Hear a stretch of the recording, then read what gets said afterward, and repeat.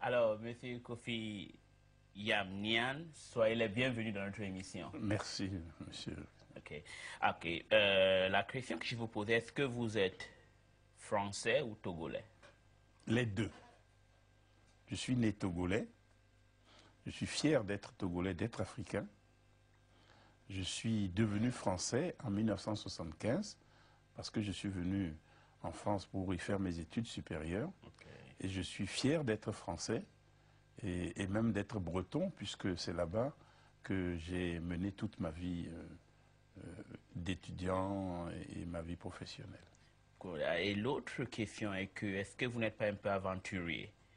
Aller dans un pays comme le Togo, où on ne sait pas si c'est une république ou un royaume, pour prétendre être candidat ou prétendre être président, ce n'est pas l'aventure que vous faites ou... Si, je suis un peu aventurier. Ouais. Je suis un peu aventurier. Quand je suis arrivé en France en 1964, c'était aussi une aventure. J'arrivais dans un pays que je ne connaissais pas. Et on sait le chemin que j'y ai tracé. Okay, mais... Donc l'aventure, ça me colle à la peau. Voilà. Je retourne au Togo parce que le Togo est une république et doit rester une république et non pas un royaume héréditaire. Et c'est pour ça que je suis retourné au Togo aussi. Est-ce que vous êtes aventurier? C'est ce que vous venez de dire. Donc ça veut dire que votre prétention à la magistrature suprême, ce n'est pas quelque chose de sérieux, c'est ça? C'est même très sérieux.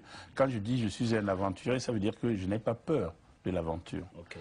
Je sais que le Togo a un gouvernement de prédateurs, mais je n'ai pas peur. C'est parce que je veux que mon peuple sorte de ce collapsus où on l'a plongé, que je suis retourné. C'est une aventure en soi, mais c'est une aventure au sens très noble du terme. Ok. Et maintenant, sur quelle base vous vous prenez pour rentrer au Togo?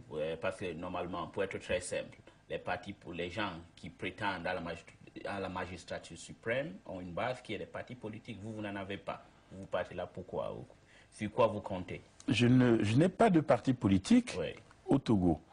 Ce n'est pas pour ça que je ne suis pas un militant. Oui. Je suis un militant du Parti socialiste en France. Je suis même un dirigeant du Parti socialiste en France. La politique, j'aime ça. Le militantisme, j'adore. Parce que quand on milite, c'est parce qu'on se bat pour une idée, pour un idéal. Voilà.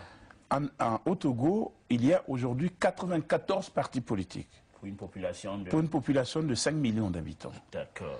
Alors, est-ce que c'était vraiment nécessaire que moi, Kofi Yamnian, je crée un 95e parti? Non. J'ai jugé que c'était complètement redondant, que normalement, tout a dû être balayé, toute l'idéologie politique, économique, sociale a dû être balayée par ces 94 partis. Donc j'ai souhaité être un candidat indépendant parce que je pense que le problème togolais n'est pas un problème des partis politiques. C'est un problème qui est lié aux hommes, à l'aventure des hommes et à l'incompréhension entre les hommes. Et j'ai souhaité leur démontrer qu'on doit, quand on aime son pays, quand on est un patriote, on doit passer par-dessus les scories qui nous entourent tous, qui nous parasitent, et avoir un objectif clair, défendre la population, sortir du pays du sous-développement. Oui, mais ce n'est pas votre pays, monsieur Niang, vous ne connaissez rien du Togo. Ça fait peut-être 30 ans ou 40 ans que vous vivez en France. Vous avez été ministre, député, vous êtes breton. Alors, vous partez là-bas en conquérant ou quoi? Qu'est-ce que vous partez chercher là-bas? C'est vrai qu'on me dit ça, mais non, ça fait même plus que ça. Ça fait 45 ans. Donc, vous ne connaissez plus la réalité du Togo. Sauf que, pendant ces 45 ans, à chaque vacances, je suis retourné chez moi. En touriste? Non, je suis retourné pour y travailler. Par exemple, dans mon village natal, les gens mouraient ou étaient gravement malades de ce qu'on appelle le ver de Guinée. Oui. J'ai décidé de l'éradiquer, le ver de Guinée. Et à chaque été, je suis retourné pour forer des puits d'eau potable, pour que toute la population ne boive plus l'eau du marigot. Aujourd'hui, le ver de Guinée est éradiqué. Dans votre village? Dans mon village, et même, j'ai agrandi le cercle. Une fois que j'ai tué le ver de Guinée dans mon village, je l'ai tué dans les villages environnants, je l'ai tué dans toute la préfecture, je l'ai tué même au-delà de la préfecture. J'ai travaillé pour donner des ouvrages universitaires, scolaires, pour que les enfants qui me suivent puissent aller à l'école, puissent apprendre. J'ai donné de quoi faire apprendre aux maîtres pour qu'ils aient des manuels scolaires, des vrais, de qualité.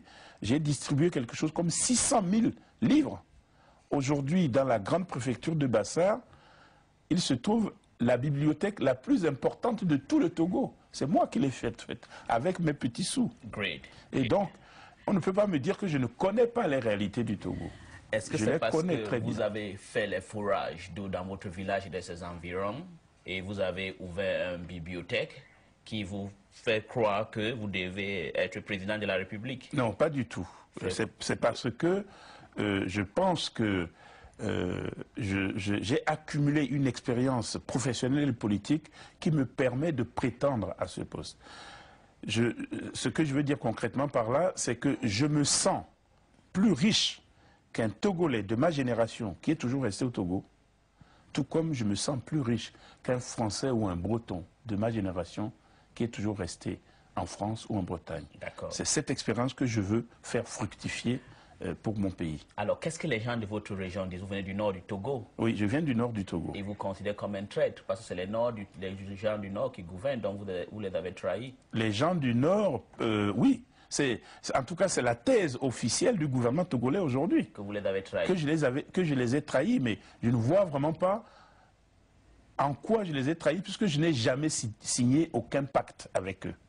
Moi, je n'ai pas signé de pacte avec un gouvernement sous le seul prétexte qu'il est originaire du Nord ou bien qu'il est originaire du Sud. Oui. Ce n'est pas ça mon problème. Moi, mon problème, c'est de signer un pacte avec des gens qui pensent comme moi, qui pensent au développement social, qui pensent au développement économique, qui pensent qu'il faut soigner les gens quand ils sont malades, oui, qui pensent qu'il faut envoyer les enfants à l'école. Voilà. Moi, c'est avec ceux-là que je signe un pacte. Je ne signe pas un pacte ni régionaliste, ni ethnique.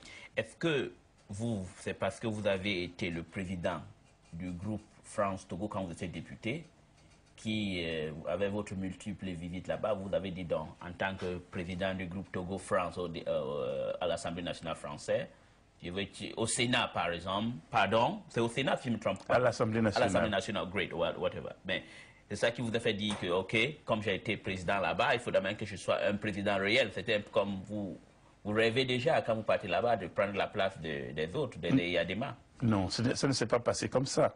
En réalité, je n'ai pas pensé être président. J'ai pensé que, vous voyez, quand vous êtes dans la ville, oui, que vous rencontrez des gens qui ont faim, oui, en France, quand vous voulez aider quelqu'un qui a faim, vous allez au resto du cœur, oui, pour lui apporter à manger. Oui. Quand vous rencontrez des jeunes qui veulent aller en vacances, qui ne peuvent pas, ou qui sont pauvres, qui sont malheureux, vous allez au secours catholique ou au secours populaire. Oui, ben pour faire tout ça à la fois, oui, il faut le levier politique. Oui. C'est pour ça que je suis entré en politique. Et ce n'est pas nécessairement pour être président. C'est pour apporter ma quote-part. Aujourd'hui, il se trouve que au Togo, le régime est tel que c'est le président qui décide de tout, qui fait tout. Un régime totalitaire. Complètement totalitaire. Le président, il sait... D'ailleurs, du temps de Yadema, c'était le président, il savait tout faire. C'était le meilleur instituteur, le meilleur professeur, le meilleur militaire, le meilleur père de famille, le meilleur idéologue. C'était la totale. Dieu lui-même. Eh bien, c'est à ça qu'il faut mettre fin. Ça, ce n'est pas possible. Bon.